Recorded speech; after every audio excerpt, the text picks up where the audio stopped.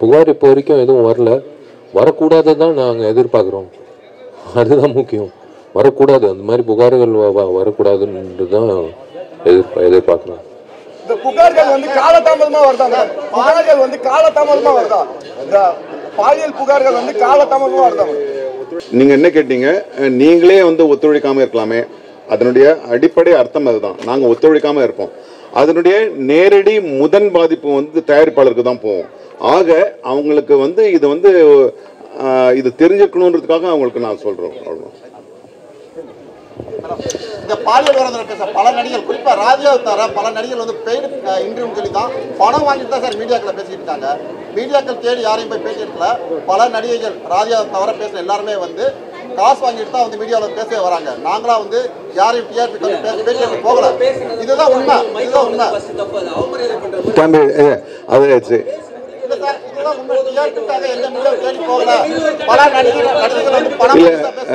சரி, இல்ல இல்ல இல்ல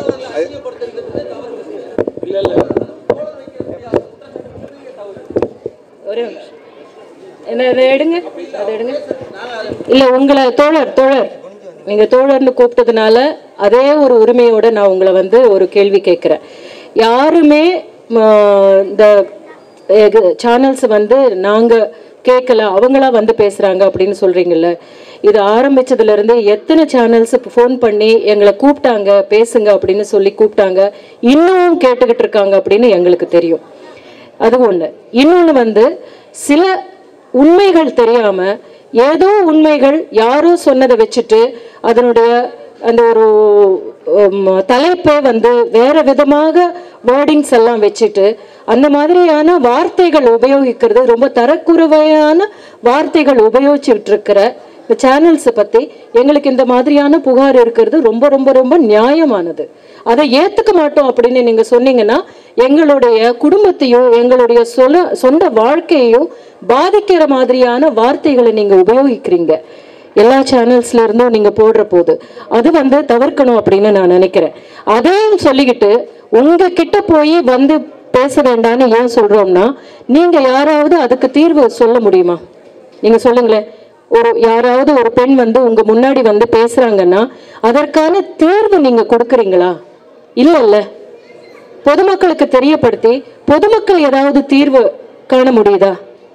இல்ல அது தீர்வு காண முடிகிற ஒரு சங்கமாக ஒரு அமைப்பாக நாங்க இருக்கோம்.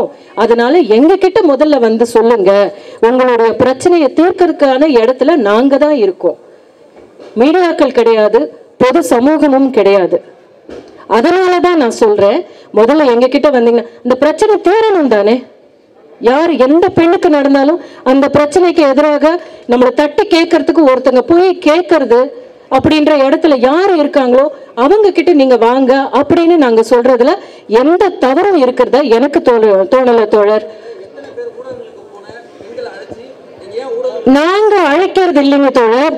நான் என்ன சொல்றேன்னா, அனைவரையுமே நாங்க கூப்பிட்டு, உங்களுக்கு தெரியுமா தோழர் நாங்க பேசலன்னு? தோழர் உங்களுக்கு தெரியுமா நாங்க பேசலன்னு? எக்ஸாக்ட்லி, அதனால உங்களுக்கு தெரியல.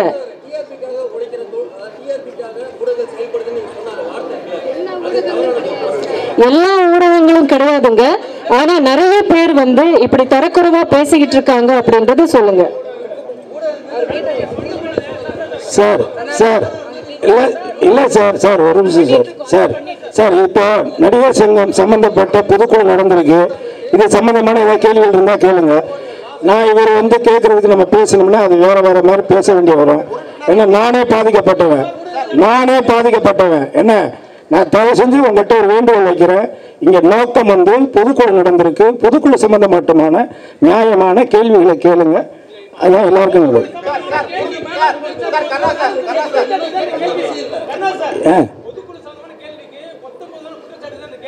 என்னது இப்ப தவறா பேசுறவங்க சொல்றாங்கப்பா, தவறா பேசுறவங்க சொல்றாங்க. ஓகே, ஒரு சில ஊடகங்கள் தவறான தலைப்புகள் போடுறதும் தேவையில்லாத விஷயங்கள் பேசுறதும் எங்களுக்கு ரொம்ப கஷ்டமா இருக்கு. ஓகேங்களா? எல்லா ஊடகங்களும் கிடையாது, ஒரு சில ஊடகங்கள். கண்டிப்பா தோழர், நீங்க இவ்வளவு கோவப்படுறீங்க. கண்டிப்பா அதான் சொல்லிட்டாங்கல்ல தம்பி. தம்பி தம்பி உறுப்பினர் அட்டையை புதுப்பிக்காத 6 பேர் நீக்கப்பட்டிருக்காங்க. உறுப்பினர் அட்டையை புதுப்பிக்காத ஒரு 6 பேர் யார் யார் அவங்க?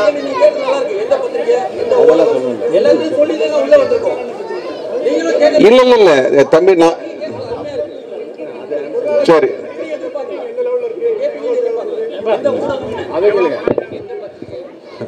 பில்டிங் போயிட்டு இருக்கு, நல்லபடியா போயிட்டு இருக்கு. இல்லங்க கேட்கலங்க. நன்றி.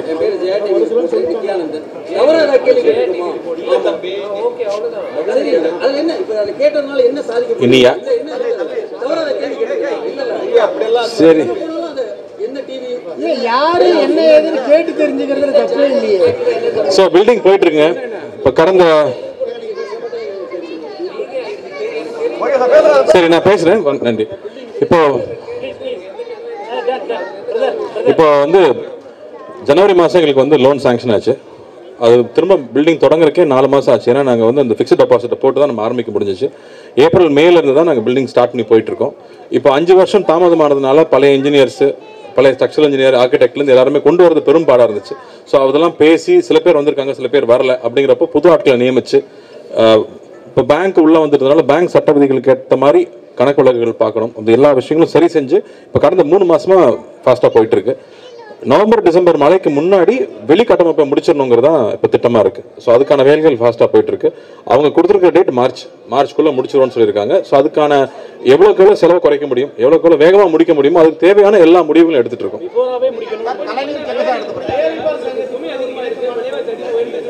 கண்டிப்பாக மோர் தென் 30 to 40%. நீங்கள் வெளில போய் நீங்கள் விசாரிச்சிங்களே தெரியும். உங்களுக்கு வாங்கின சம்பளம் கோவிடுக்கு முன்னாடி எவ்வளோ, இப்போ வாங்கின சம்பளம் எவ்வளோ, நீங்கள் வாங்கின மண் விலை எவ்வளோ, இன்றைக்கி எவ்வளோ, இரும்பு எவ்வளோ, இன்றைக்கி எவ்வளோ.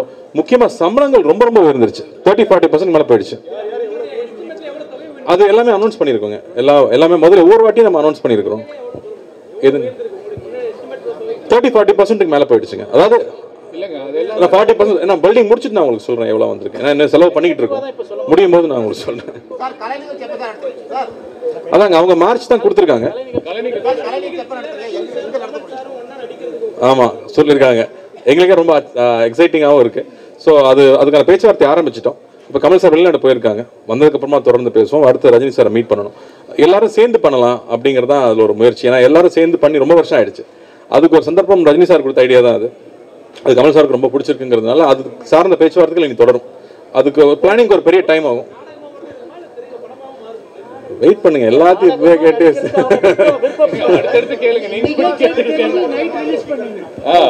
ரிப்ளை நீங்க சொல்லுங்க. நன்றி. அதாவது ப்ரொடியூசர் கவுன்சில் இருந்து நமக்கு 10 குறிப்புகள் 10 டிமாண்ட்ஸ் கொடுத்துருந்தாங்க. அதுக்கு நம்ம வந்து ஆர்டிஸ்ட் எல்லாம் கலந்துரையாடி ஒரு 37 பாயிண்ட்ஸ் அவங்க வச்ச டிமாண்ட்ஸ் ஒன்று இருக்கு. நடிகர்களுக்கு தயாரிப்பாளர் மேல சில குறைகள் இருக்கு, சரி பண்ணிக்க வேண்டிய விஷயங்கள் இருக்கு. அதெல்லாம் சேர்த்து ஒரு 37 பாயிண்ட்ஸ் அவங்க நாங்கள் திருப்பி ரிப்ளையாக கொடுத்துருக்கோம். தனுஷ் சம்பந்தப்பட்ட ஒரு பிரச்சனை பேசியிருந்தாங்க, அதுக்கும் 2 பிரச்சனைக்கும் தீர்வை கொடுத்துட்டோம். ஸோ இனி வந்து எங்க சைட்ல இருந்து எல்லாத்தையும் நாங்கள் அவங்களுக்கு ஹேண்ட் ஓவர் பண்ணியாச்சு. இனி அவங்க தான் சீக்கிரமா முடிவெடுத்து தொழிலாளர்களுக்கு யாருக்கும் எந்த பாதிப்பு இல்லாம தொழிலை வந்து அலோவ் பண்ணணும். இன்னைக்கு நாளைக்கே மீட்டிங் போடுறாங்க. டிஸ்கஸ்ல நாங்க ஸ்மூத்தா முடிச்சுப்போம். நீ அங்க போயிட்ட சரி சொல்லு.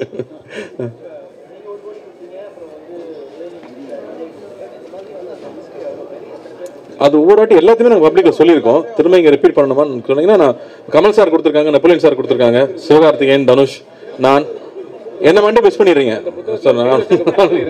நீங்கள் கொடுத்த புக்லேயும் அது இருக்குது. ஸோ எல்லா விஷயங்களும் பல தடவை இதை பற்றி நம்ம சொல்லிட்டோம். பட் மறுபடியும் அவங்களுக்கு இந்த இடத்துல நன்றி சொல்ல வேண்டியது இருக்குது. ஏன்னா அவங்களால இந்த மாதிரி பொதுக்குழுக்கு வர முடியறதில்ல. பட் ஒரு சங்கம் சார்ந்த எந்த ஒரு விஷயம் தேவைனாலும் முதல்ல வந்து நின்று கை கொடுத்து அதை சேர்ந்து செய்ய வைக்கிறாங்க இல்லையா, அது வந்து ஒரு பெரிய உற்சாகம் கொடுக்குது. ஏன்னா நாங்கள் எல்லாரும் இங்கே ஒர்க் பண்ணிகிட்டே இருக்கோம். 24 hours எங்களுக்கு இந்த இது சார்ந்த ஃபோன் கால்ஸ் வந்துட்டு இருக்கு, தேவைகள் வந்துட்டே இருக்கு, அதை ஹேண்டில் பண்ணிகிட்டே இருக்கோம். ஆனால் நாங்கள் ஒரு விஷயம்னு போய் நிற்கும் போது அவங்க உடனே அதுக்கு அவங்க ரெஸ்பாண்ட் பண்ணுறதும் உடனே கை கொடுத்து ஹெல்ப் பண்ணுறதும் இருக்கு இல்லையா, அதுதான் பெரிய உற்சாகம் அளிக்குது எல்லாருக்கும். ஆமாம், மற்றவங்களாம் கடனாக கொடுத்துருக்காங்க. விஜய் சார் வந்து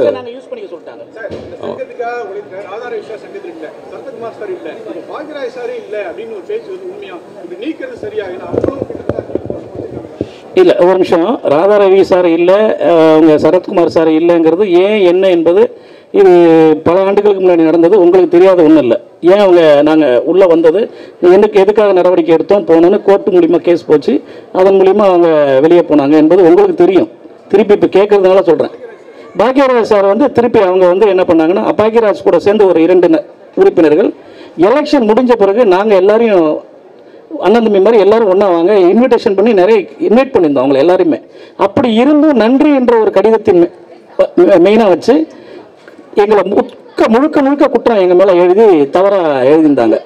வெளியே பேசிக்கிட்டு இருந்தாங்க, கடிதமாகவே எல்லாருக்கும் அனுப்பிச்சாங்க இண்டிவிஜுவலுக்கு. ஸோ அதன்படி இதே சட்டத்தை உருவாக்குனது ராதாரவி தான், அந்த பைலாவை உருவாக்குனது ராதாரவி சரத்குமார் தான். அந்த சட்டத்தில் தான் இப்படி பேசின நடவடிக்கை எடுக்கணும்னு அந்த சட்டத்தில் தான் சொல்லுது. அந்த சட்டத்தை தான் நாங்கள் நடவடிக்கை எடுத்தோம், வேற ஒன்றும் இல்லை. நான் இங்கே என்ன சொல்கிறேன்னா வந்து பெண்களுக்கு எதிரான இந்த மாதிரியான மீறல்களோ இந்த மாதிரியான குற்றச்சாட்டுகளோ எந்த துறையிலே வந்தாலும் பெருசுப்படுத்துறதை விட சினிமா துறையில் இருக்கிற பெண்கள் மேலே வந்திருக்கிற புகார்களையோ இல்லை அவங்களுக்கு நடந்திருக்கிறதோ இல்லையோ அப்படின்னு தெரியறதுக்கு முன்னாடியே அதை வந்து மிகப்பெரிய ஒரு பூதாகாரம் ஆக்குறதோ.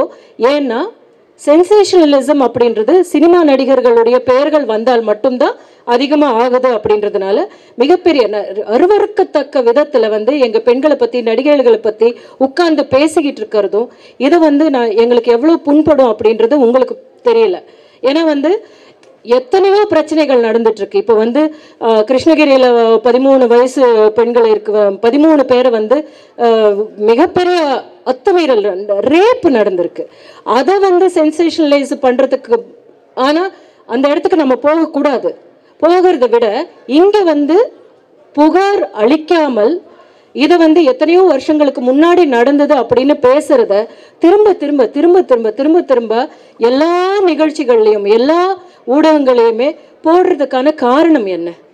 ஏன்னா எங்க சினிமாக்காரங்களை பத்தி பேசினா மட்டும்தான் அதிகமாக உங்களுக்கு வந்து பார்வையாளர்கள் இருக்காங்க அப்படின்றது நீங்களும் ஒத்துக்கிட்டு தான் ஆகணும். இப்போ நான் என்ன சொல்றேன் இப்போ வந்து உங்ககிட்ட வந்து எந்த ஊடகத்துக்கு முன்னாடி வந்து பேசிக்கிட்டு இருக்கிறவங்க கூட அவங்க அந்த காலத்துல புகார் அளிச்சாங்களா அப்படின்னு நம்ம கேட்கணும். இப்போ நாம என்ன சொல்றோம்னா, இப்போ நம்ம கிட்ட இந்த ரூல்ஸ் ரொம்ப ஸ்ட்ரிஞ்சன்ட் ரூல்ஸ் இருக்கு அப்படின்னு ஒரு தைரியம் கொடுக்க வேண்டிய இடத்துக்கு கொடுத்துருக்கிற இடத்துக்கு நடிகர் சங்கம் மட்டும்தாங்க போயிருக்கு. வேற எந்த துறையிலுமே வந்து இந்த மாதிரியான ஒரு தீர்மானங்கள் எடுத்திருக்கா அப்படின்னு நீங்க பாருங்களேன். பார்வையாளர்களுக்கும் வந்து எங்களை மேல வந்து எதையாவது சொன்னா பாக்குறதுக்கு தான் இன்ட்ரெஸ்டடா இருக்காங்க. அது வந்து கஷ்டமா இருக்கு, எங்களுக்கு ரொம்ப கஷ்டமா இருக்கு. நீ வாங்க தம்பி, நீங்க ஒண்ணு சொன்னீங்கல்ல, அதாவது தேர்தலில் நிக்கிறதுக்கு வந்து அச்சப்படுவீங்களான்னு கேட்டீங்க. இங்க பொதுக்குழுல வந்து மறுபடியும் தேர்தல் வேண்டாம்னு உறுப்பினர்கள் தான் முடிவு எடுத்திருக்கிறாங்க. கடந்த ஆண்டுகளை நம்ம செஞ்சுட்டு இருக்க செயல்பாடுகளை பார்க்குறாங்க. இன்னொன்று இது வந்து பொது காரியம், என்ன முழுக்க பொது காரியம். நீங்கள் எப்போ வேணாலும் வரலாம், என்ன வேணாலும் கேட்டு தெரிஞ்சுக்கோங்க. மக்கள் உறுப்பினர்கள் ஒட்டுமொத்தமாக சேர்ந்து இந்த தேர்தல் வேண்டாம், அதுக்கு ஒரு பொருட்செலவு வருது. கிட்டத்தட்ட அது ஒரு 20-30 லட்சம் நாங்கள் செலவு பண்ணோம் தேர்தலுக்குன்னு. ஆல்ரெடி இங்கே வந்து சங்கத்தில் வந்து நாங்கள் அங்கே டொனேஷன் நடிகர்கள்ட்ட வாங்கி டெபாசிட் வாங்கி லோனு போட்டு இப்படி தான் வேலை செஞ்சிட்ருக்கோம். அதனால் சங்க உறுப்பினர்கள் எங்கள் செயல்பாடுகள் மீது நிர்வாகத்தின் மீது நம்பிக்கை வைத்து இந்த தேர்தல் வேண்டாம், அதுக்கு நீங்கள் செலவு பண்ணுற காசை நீங்கள் சங்கத்துக்கு உறுப்பினர்களோட நலனுக்கு கொடுங்க அப்படின்னு கேட்டிருக்காங்க. அதனால தான் அவங்களே எடுத்த தீர்மானத்தை நாங்களும் ஏற்றுக்கிட்டோம். என்னப்பா தேர்தல் வந்தால் சந்திக்க போகிற நம்பி அதெல்லாம் எங்களுக்கு எந்த பிரச்சனையும் இல்லை. ஏற்கனவே நம்ம சந்திச்சு தான் இந்த இடத்துல வந்து உட்காந்துருக்கோம். அதனால அது பிரச்சனை இல்லை.